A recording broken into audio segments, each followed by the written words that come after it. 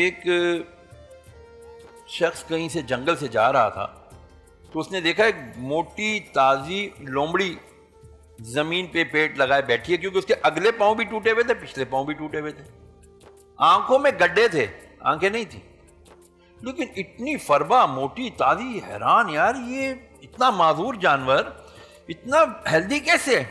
اب یہ سوچ ہی رہے تھے کہ اس لومڑی سے ذرا فاصلے پر زمین پھٹی اور 2 پیالے نکلے، شہد کا اور دودھ کا۔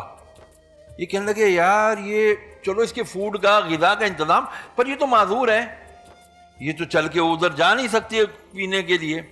اب یہ اسی غلطوں پیشما تھے تو دیکھا سامنے سے ایک سفید نورانی لباس والے بزرگ آئے، ایک پیالہ اٹھایا اس لومڑی کو پلایا، دوسرا پیالہ اٹھایا اس لومڑی کو پلایا، اس کے بعد جانے لگے تو انہوں نے پکڑ لیا۔ میاں آپ کون ہیں، کہاں سے آئے ہیں؟ کہا جی میں اللہ تعالیٰ کی طرف سے مقرر کردہ فرشتہ ہوں اور اس بے زبان معذور جانور کے لیے میری ڈیوٹی ہے صبح اور شام یہ 2 پیالے آگے پلا جاتا ہوں۔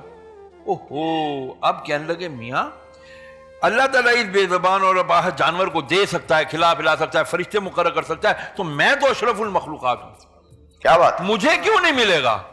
بس جی پہاڑ پہ چڑھ گئے، وہاں جھرنا بہ رہا تھا، 1-2 کچھ پودے لگے ہوئے تھے، کہنے لگے میں یہاں اللہ کی عبادت کروں گا، اللہ مجھے رزق ادھر ہی دے گا، بے زبان کو دے گا تو مجھے کیوں نہیں دے گا؟ 1 دن گزر گیا، 5 نمازیں گزر گئی، 15 ہو گئی، تیسرے دن نڈھال ہو گیا، یا اللہ 1-2 لقمے ہی منہ میں ڈال دے، میں تو مرنے جوگا ہو گیا ہوں۔ غیب سے آواز آئی تو یہاں 70 سال تک بیٹھا رہے تو 1 گھونٹ پانی اور 1 لقمہ تیرے منہ میں نہیں ڈالوں گا۔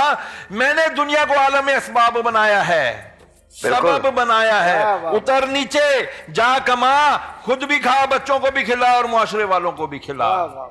یہ اللہ تبارک و تعالیٰ نے اپنی مشیت بنائی ہے، بندے کو بتایا ہے کہ حرکت کرو گے تو برکت ملے گی۔ تم نے اگر اپنے آپ کو اشرف المخلوقات سمجھ کر یہ سمجھ لیا جی ہمیں اللہ، وہ قادر ہے، وہ بے شک وہی قادر ہے، اس کے علاوہ تو کوئی قادر لیکن اس نے سبب بنایا ہے۔